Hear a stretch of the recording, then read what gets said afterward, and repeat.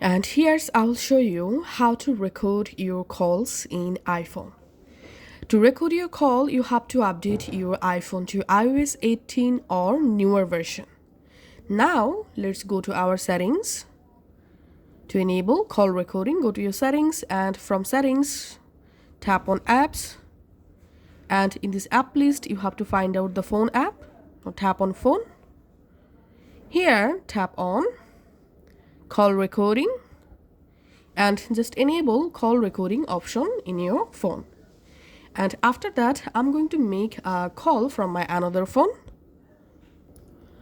Once you are in a call, at the top left corner, you see this call recording option. Now to start call recording, just tap on this icon.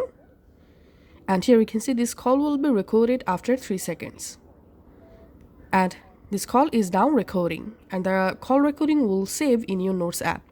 To stop recording, tap on the stop icon, and the call recording will be saved in Photos app. In Notes app. Now let's go to Notes app.